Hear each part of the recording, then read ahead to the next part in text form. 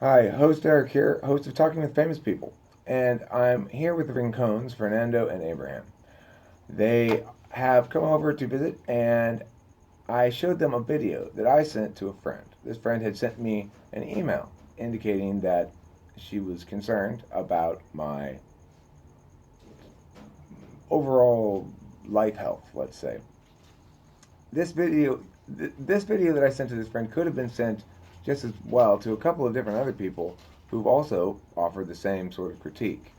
So, I mean, an objective, honest person would say, well, there's multiple people in your life telling you, Eric, hey, I wonder, not all at once, obviously, over the course of months, I wonder if you're okay. It should give you pause and it should give you cause for concern, should give you cause for self-examination. So, with that preface, I made a video responding to this email indicating that I was fine, basically. And I wanted to get the response of these gentlemen on camera because as we were watching the video, Fernando began offering some insights, and I said, hold that as thoughts and let's record it. So let's start with Fernando, and then I sort of bounce it back and forth between the two of them and get our thoughts, their thoughts on it, and try to stay out of that as much as possible. Fernando, what are your thoughts? Well, when I first saw the video for the first time, I was trying to figure out what Eric was trying to explain or what was going through his mind, and to me it just sounded like a video that was like apologetic, but I feel like if you in the videos is about it's a pretty long video, and I think that in between the lines and everything that was said, there's I had some small concerns as a friend, and I think it's an apologetic video, but I also think I think there's more to that, and we'll probably touch with that. Abraham, what do you think? I think it was very debate coach like type of response. Um, it was pretty specific, but I felt like it got the job done. I felt like it wasn't too specific, or else it probably would have been much of a longer video. Um, but yeah, that's all I have. What do you mean by specificity? Well, I mean, you're talking about a lot of different things in the video, right? It's not just like, hey, I know you said you don't like the way that I talk to you, but I don't talk to you the way you might have, or maybe I don't come off the way I'm trying not to come off the way you may feel I'm coming off, or something like that. Um, yeah. It's funny that Abraham brings that up because me, I'm not in any speech or debate, or my vocab is not the greatest. And when I saw the video, I get that vibe or that feel that I'm communicating or seeing a video of somebody who's approaching this subject in a particular matter as to where the average person, I'm gonna put myself in that category if I'm there.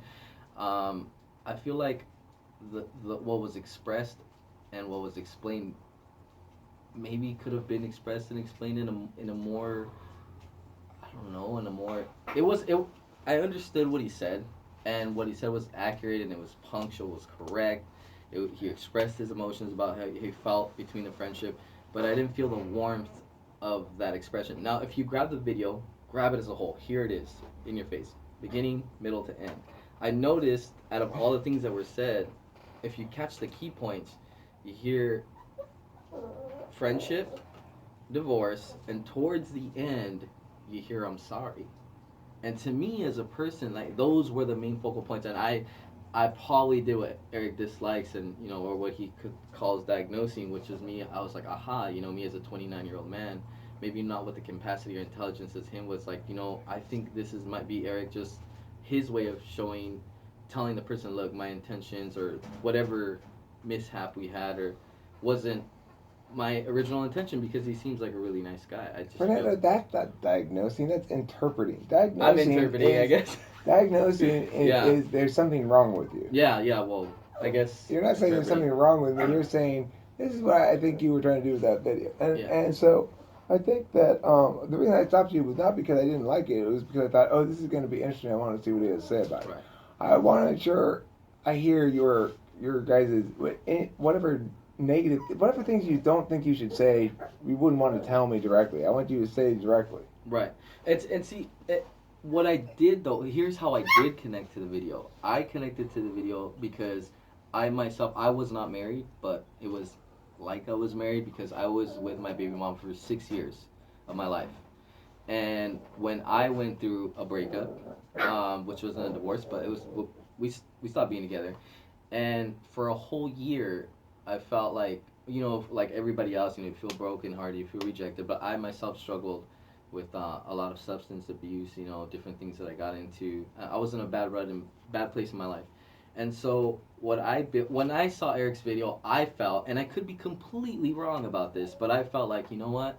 I'm seeing a guy who's like intelligent, he's bright, he's compulsive and does something. Whatever, I feel like whatever Eric dedicates himself to, he's gonna master his craft because it feels like he's impulsive and obsessive over something. And I feel like what happened in his life probably it hurt him because it would hurt anybody. I mean, we're not robots, we have feelings. I feel like it hurt him, and maybe that kind of plays on to future friendships, and you don't have to be a male or a female. And I feel like maybe that could be his way. I don't know, maybe I'm ranting too much, but I connected with Eric and saying, hey, I went through a strong breakup, and I use substances too. And when you let go of that and you go back to your normal life, like, okay, I'm not going to use the substance, it, you you come back, but you don't. I don't think you come back the same. And that's not to say you're crazy or people are trying to diagnose you, or people are just like, oh, are you okay? I feel like it's in everybody's nature. Like, if you have a friend or a loved one or a sister, or uncle, brother, sometimes people don't know how to show that they care for another person. And what they start to do is that maybe that way, maybe I'm diagnosing like Eric, or if I Well, was to ever, because it's a way of showing that you care, and we just don't know how to express that. I'm gonna interject here just to clarify some timeline stuff. Okay, so my substance consumption, uh, my problem substance consumption stopped a little over 2 years ago, and that's more or less when the problems with my marriage began. So, I mean, obviously, to get to the point to get me to quit, my marriage was very rocky. At that moment, is what prompted me to quit drinking. But where where the foundational, structural strength of the marriage started to crumble was when I quit drinking, because it changed the whole dynamic of the relationship. So, as far as the substance abuse angle goes, that's that's the timeline there. So, Abraham, any thoughts on?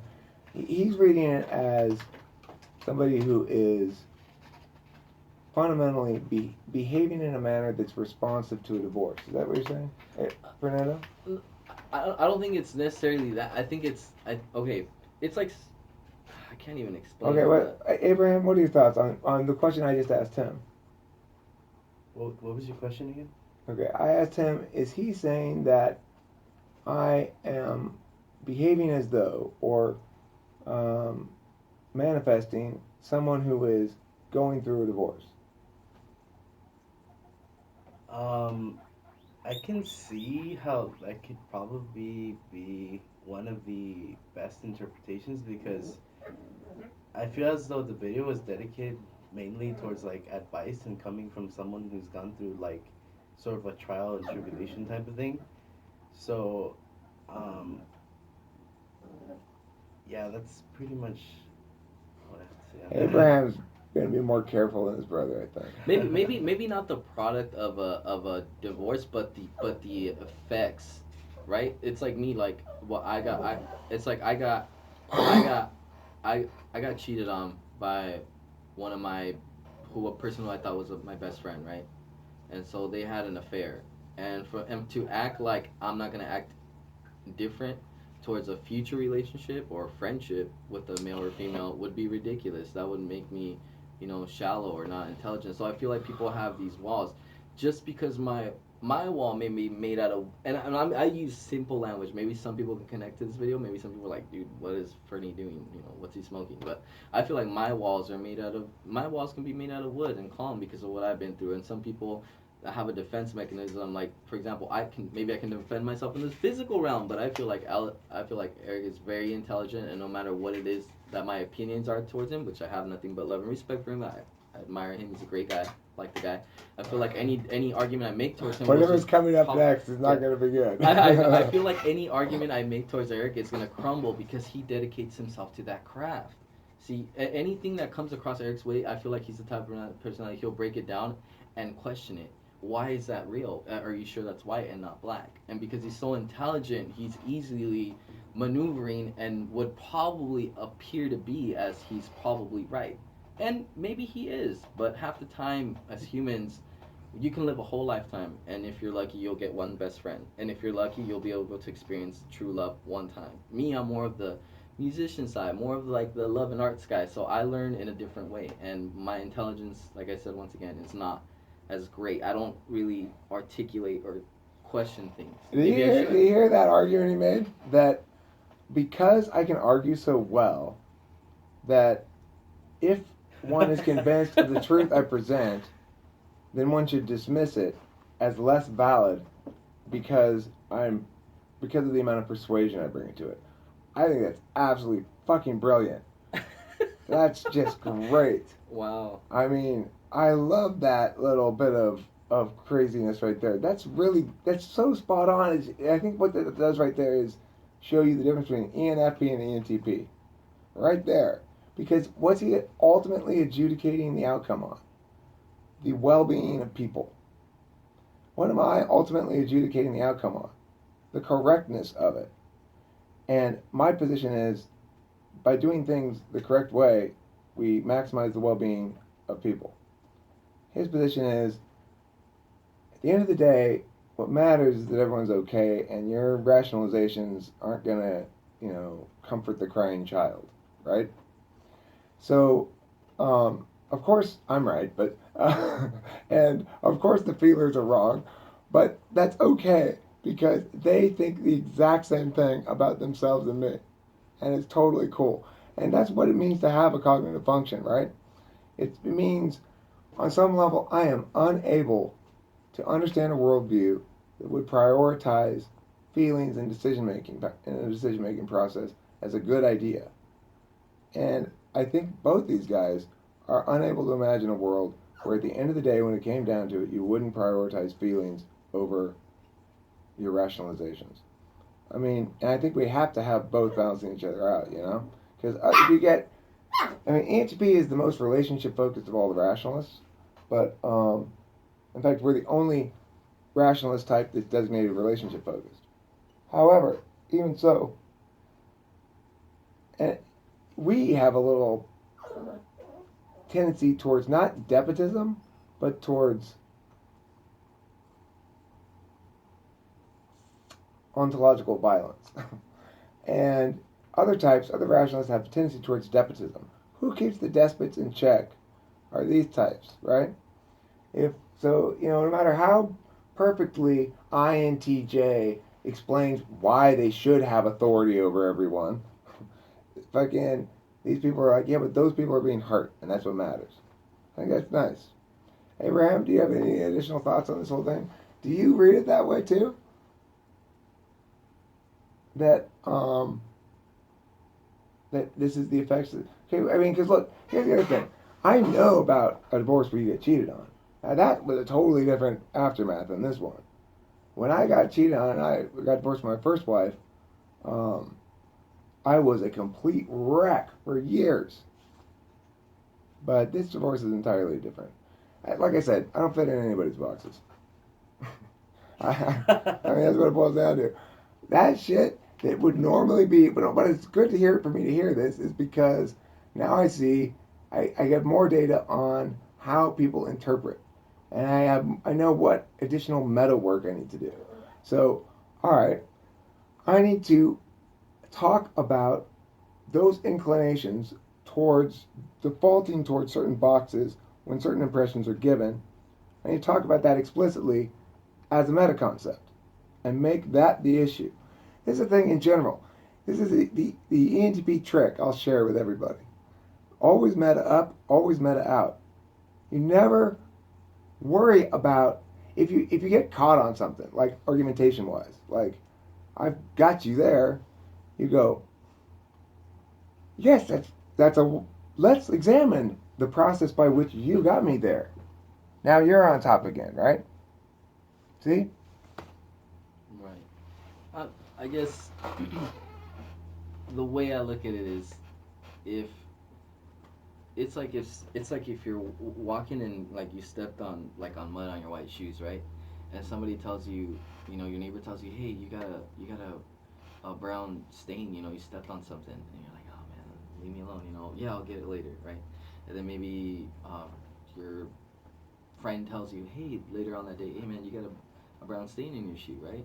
So these things can be taken as advice and be like, okay, well, these people are telling me, so maybe I need to, you know, like analyze myself. But I don't know. I think 9 times out of 10, if people keep telling you you have a brown stain on your shoe, maybe there is a stain there. I would say it's more than 9 times out of 10. I'd say it's 999 times out of 1,000. But here's the thing. What if a long time before people started pointing out the brown stain, you painted your shoe brown right there? That's true. And then you're perfectly aware there's a brown stain there. After all, you're the one who painted it there. You want it there. Because what's happening is this. People are pointing to behaviors that normally correlate with problems, right? Well, here's a behavior I'm seeing from you, Eric. Normally, 999 times out of 1,000, 9,999 times out of 10,000. It means X. And look, you've had several different people tell you, I'm worried about you, or are you good? Is it cool? Whatever. That almost always is going to mean the person who's providing some sort of pushback on that notion is wrong. They have to be. I mean, their friends, people who are near them, are saying that behavior is concerning. Okay, but the good news is there's a process by which we can actually evaluate whether those behaviors that appear concerning are concerning. We can look at the impacts. We can look at data. So if the world were as it should be, we could call up. I could say, Skyfriend, how many instances of anger between levels 6 and 8 have I expressed in the last 14 days? And we could do it for you guys too. We compare it and find out, right? Well, we can't really do that normally for me or anybody else. We do a lot more for me than for anybody else because I've got large chunks of my day, recorded and uploaded onto the internet. So when somebody is saying that behavior in and of itself is concerning, Eric, you're spending all your time making YouTube videos and putting them up on the internet. Okay, well, now we're on a time frame issue. So how are we evaluating my behavior? Are we evaluating it moment to moment, or are we evaluating it in a big picture? If we're evaluating a big picture, what are our criterion? Are you gainfully employed? Do you appear happy? Do you seem happy? I don't know. Do I seem happy?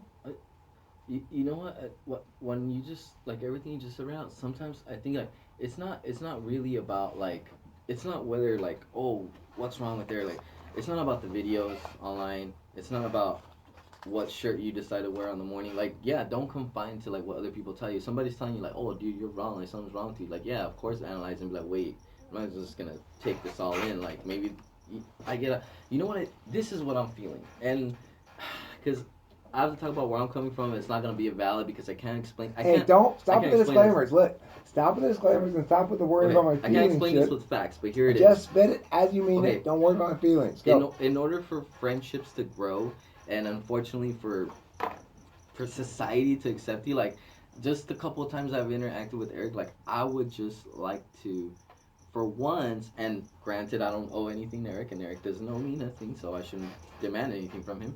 But it would just be nice to hear like some type of basic level of like emotion instead of being so analytical about the way he sees things. And maybe if you just deal with the little smaller guy that doesn't have such a complex way of looking at things, then they'll be able to relate to you and be like, oh, okay, maybe he's okay, maybe he's just like me.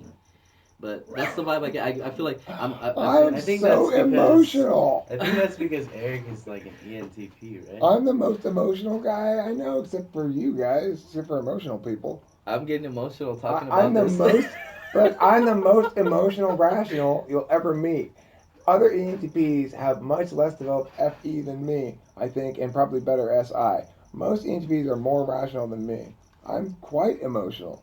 I cry a lot. I cry all the time, but I'm not crying about like, oh, my divorce. I'm crying about, you know, my animal. I accidentally stepped on the kitty's paw a little bit like that. Then I'll burst into tears when that happens. The kitty meows and walks out of the kitchen. It makes me tear up just thinking about it. But that's kind of emotional I am. But that comes and goes. It passes in little. It just bursts upon me, then it goes away.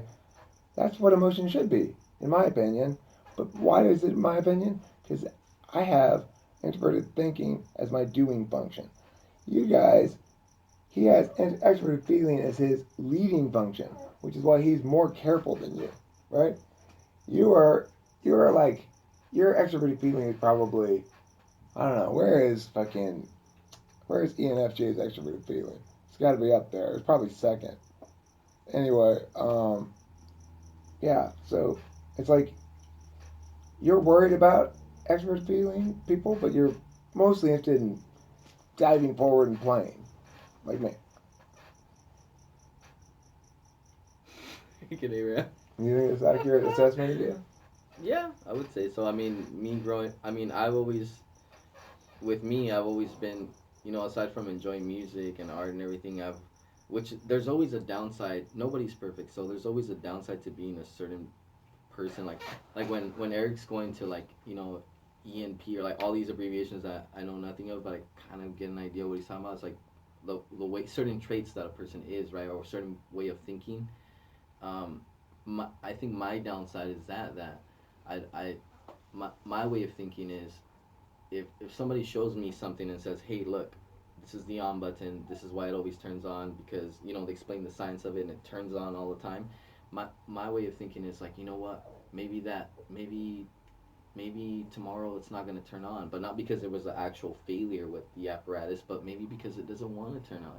And then people are like, dude, but that has, I look at more like emotion and I guide myself to emotion, which is great because if you're an athlete and you have a lot of emotion, like oh, I'm going to do this and I'm going to achieve this, and sometimes you can push your body to physically do things that it normally couldn't because that emotion's there. But sometimes it could be bad because if you face yourself with a challenge where you have to make an intelligent decision or an accurate, calculated decision on your life or your future or somebody else, maybe your best interest is going to be in here and not here. And sometimes my lines get blurred between what I'm feeling in here and what's really best to do in the situation as to where somebody else might approach it just black and white. See, here's what I am telling you right now, you two, and this is gonna have to be the end of this video. You two should make uh, internet videos. The the Rincon brothers, ENFJ and Ian, yeah, ENFJ and ENFP, yeah. And I'll explain more about the Myers-Briggs. One critique I've heard from a couple people I'm definitely going to do a better job of. I got Jody fucking Scarcer when I was talking to him. He fucking nailed me with it too, and I love the way he put it. I can't put it as well as he put it, but he basically called me out on not giving enough context for the person to answer the question on purpose to cause them to draw out more information or something like that. So that's a critique I'm going to definitely take to heart because that one seems completely valid to me. So I believe me when I hear valid critiques, I'm looking for valid critiques. One of the problems I have with the whole diagnosis thing is it's so global. Like when you say, oh well, you're acting out from divorce or something. Well, which 5 minutes are you talking about? You know, like, in general. What the fuck does that even mean? It doesn't mean anything. I made a video, and I felt how I felt when I made that video, and I thought what I thought when I made that video. And I'm not in any stage or phase. Yeah, that's true. Like I'm gonna interrupt you real quick. I guess you can't make a video like no matter how long your video is, people, because that's all people see for that moment. You can't judge a person and say, like, it's like if I make a guitar video right now. Oh, let's make a guitar video. We're going to right after And, we yeah. finish off this one. In fact, And- don't start talking because I'm going to stop this video because it's too long. One thing you got to do in life when you're making videos, I'll give you a little tip. You got to learn some self-control. 25 minutes is a good amount of time. Boom.